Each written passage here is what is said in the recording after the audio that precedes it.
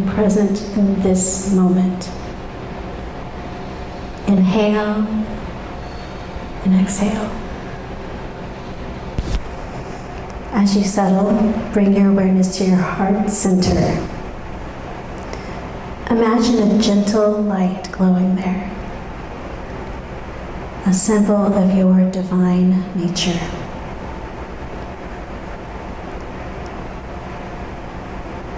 The Christ consciousness dwells within you, sometimes hidden between the layers of daily life, but always, always present.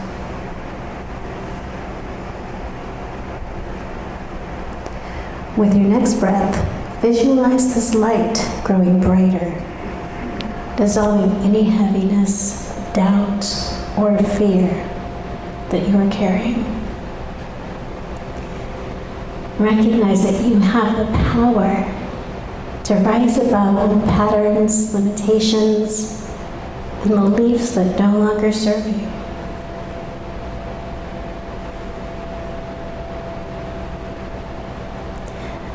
Now imagine that light within you expanding, illuminating your mind, your body, and your soul. Feel the sense of renewal and hope and possibility. Allow yourself to embrace the truth that you are not bound by your past or fear. You are free to step into new life, to embody love, wisdom, and power. And let's just rest for a few moments in this awareness.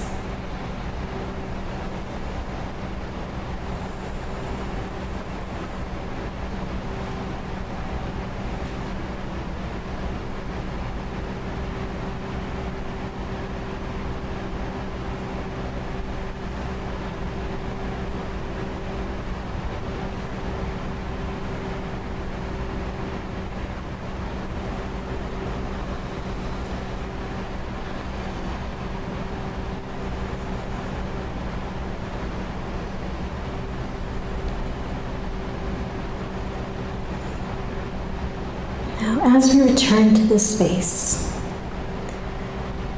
allow yourself to feel gratitude for the journey, for all of the challenges that have shaped you, and for the opportunity to be present to your divine potential. Feel the light of your true nature as it shines within you and shines brightly out from you.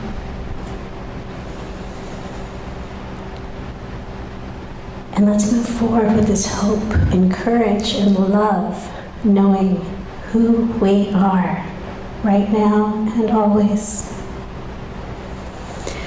And when you're ready, gently open your eyes, knowing that all is well.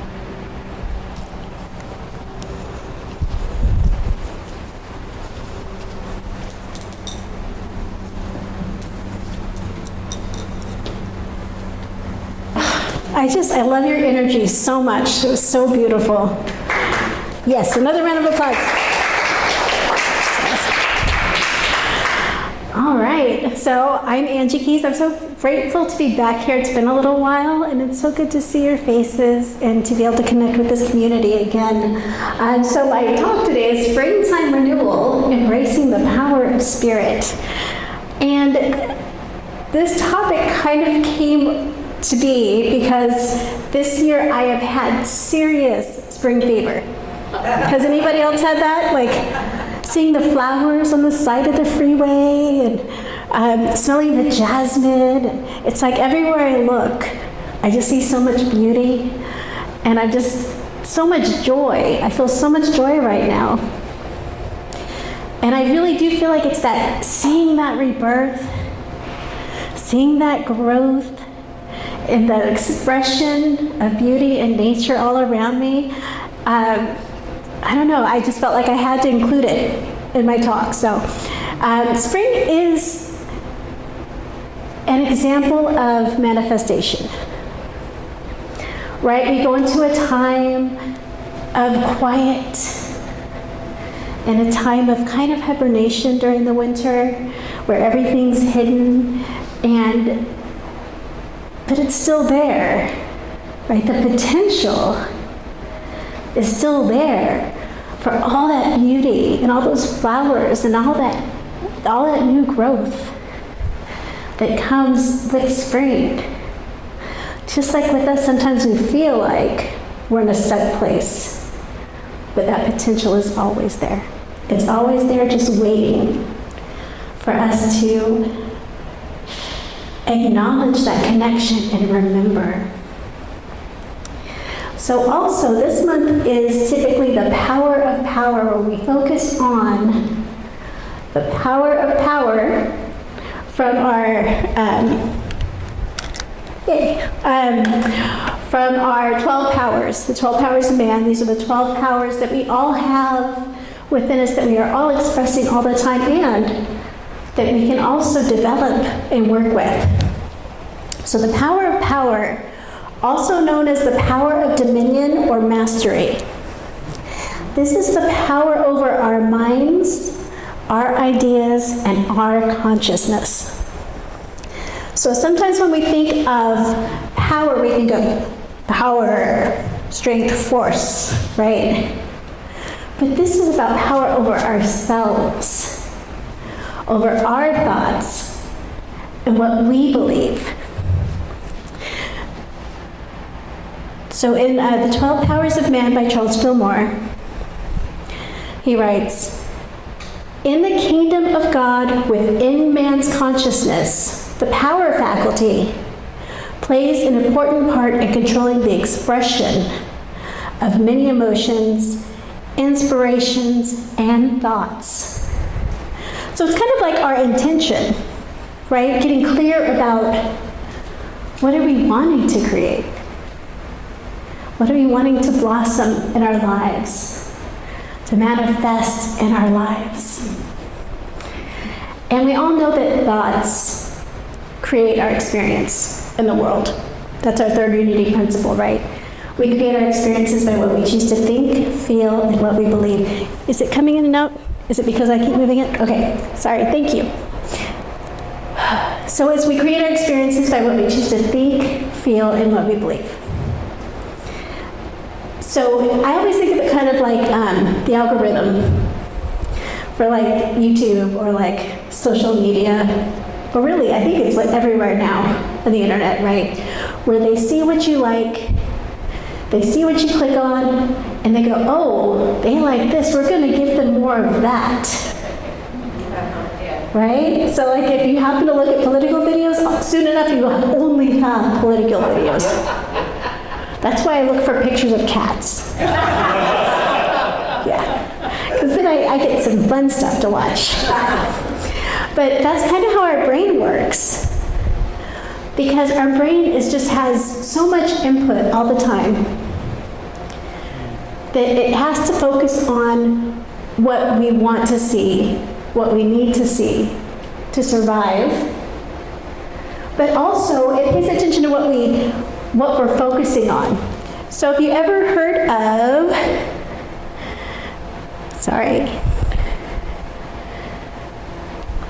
have you ever had that moment where you notice a new car or something, you're like, ooh, that's really pretty, and then you see that car everywhere, right? I can't think of what that's called right now. I'm sorry? Particular activator. There you go, yes. So you have something that you look at and you think about, and all of a sudden your brain goes, oh, they like that. Let's give them more of that. Right? So if you're thinking about the car, let's go with the car one, or a song, and then you hear that song everywhere. Well, it's because your brain has noticed, oh, they're looking for this. This is something that's important to them. So when it's taking in all this information, if that song is anywhere, you're going to hear it. If that car is anywhere, you're going to see it. Because that's what your brain's going, oh, this is what they want. And that's how all of this works. This manifestation, this planting of seeds. We get to decide what are we going to focus on. the power of power or dominion, the power of dominion over our thoughts. And what we focus on creates what we see in the world. And I do have a story for this one. So a long time ago, there was a traveler traveling through the desert, and he came to a village, and there was a gate there, and an old man was at the gate, and he said, "What are the people like in this village?" And the man said, "Well, what were they like in your last village?" And the man says, "Oh, they were terrible. They were cheats, and they were liars, and it was terrible. They were terrible people." And the man said, "Well, I think that you'll find that people here are just like that." So the man kept walking. Then another traveler came, and he stopped at the gate and asked the man, "What are the people like here?" And the man said, "Well, what were people like where you're coming from?" And the man said, "Oh, they were wonderful. They were so kind and generous. I have so many friends and I'm so sad I have to leave." And the man said, "Well, I think that you'll find that people here are just like that." Because we see in the world what we believe is true in our mind. So we really only have one choice, right? Between love or fear. Are we seeing from a place of love, or are we seeing from a place of fear? And you know it's fear when you are feeling anxious or angry or defensive, right? When you want to fight back. That's coming from that place of fear. When you can know it's love when you're feeling compassion, when you're feeling happiness and secure and confident, right? That's coming from that place of love. So it's like when you're out in the world and you're driving and someone cuts you off, and in that moment you have a choice, right? How dare you, right? And that's that fear. That's they're putting me in danger, or they're going to be mad at me, or whatever your thinking is, whatever the idea is you're holding. Or you can be like, "Wow, you're really in a hurry. I can see you're trying to get there quickly. Go ahead." You know? My kids actually laugh at me because that's how I am in the car. And they'll be like, "You're like the most passive-aggressive driver." I'm like, I don't want to be mad at them. I just be, "Okay, you go. Sending you love." You know? But it's like that with all those things in our lives. And it's so hard sometimes to remember that we choose how we think and feel. Because we might get up in the morning and meditate and pray and set our intention that this is going to be a beautiful day. And then we walk out the door and there's traffic. And we get to work and the boss is angry because we're late. And we have a fight with someone we care about, or a disagreement. And each of those things could be a trigger that sets your day in a totally different direction. Right? If you get all angry at the traffic, you're like, get to work. Boss is angry. Well, I'm angry too. You know, how dare you be angry with me? It could be this whole day of frustration, where the more you focus on what's going wrong, the more you see things going wrong. Right? Or you get in the traffic and you're like, "You know, it's okay. You know, it'll be fine. I'll get there safe. Maybe there's a reason." This is my favorite. "Maybe there's a reason why there's traffic, and I'm safer now." Right? Find a positive way to look. Get to work, and if your boss stops and say, "Wow, you must be having a rough day today." I know it's not about me, because I'm here. You know, but not taking it personally, being able to see things in a different way, takes practice. But as you do that, as you get to a place where I'm not going to take this on, I'm going to choose to find the good. then it'll become easier and easier. One of the stories I love is the one Mr. Rogers says about his mother, right? Whenever there's something scary in the world, his mother would say, look for the helpers. And that's a great way to practice that shift. Because you can look at it and go, this is terrible. And then you can either go into hopelessness and like focus on, oh, all this bad, or you can say, this is terrible. And people are helping. People are showing up. How can I show up? So you can go from hopelessness to hope. And you can see the ways that maybe you can step in, or maybe just the prayer you can send, or something, so that you can remember that things are not always going to be perfect. Sometimes they're going to be scary. But we have the power of power. We have the power of dominion over our thoughts, where we can stop ourselves and say, you know what, this is terrible, and I know that there are still good people in the world. This is really rough, but I know that I'm going to get through this. I know that God is with me all the time. And we can practice that to where we don't have those triggers. And the reason this is important, this is a real practical reason, is that when we are open to any negativity that's just going to throw us off, like something bad happens, we're just ready to go to the negative, then we have no ground. We're just living at the whim of whatever happens in our life, right? We can start off feeling great, but then we have a challenge at the coffee shop or something, and the next thing you know, that challenge is telling you how you're going to feel for the rest of the day. So when we practice finding the good and remembering who we are, those little things will stop, we won't even notice them.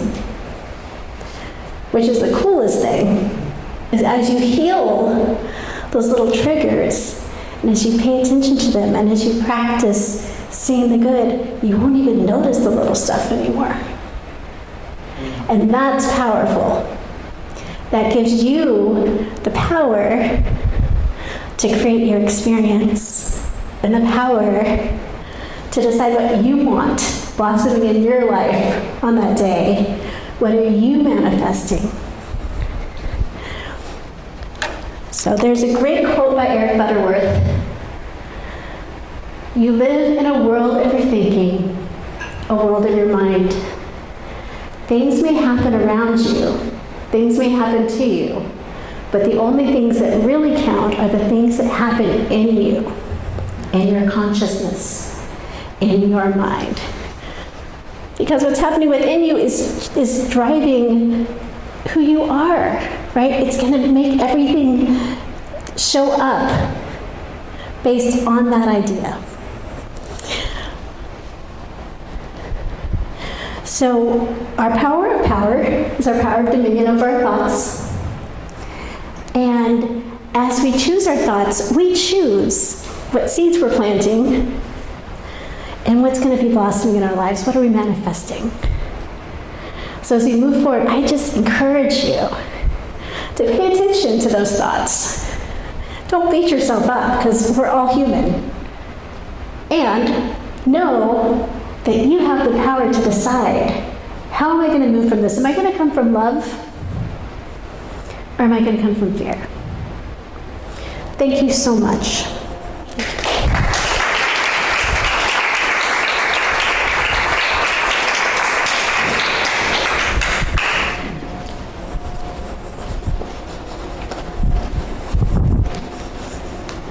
Thank you, Angie. Beautiful message.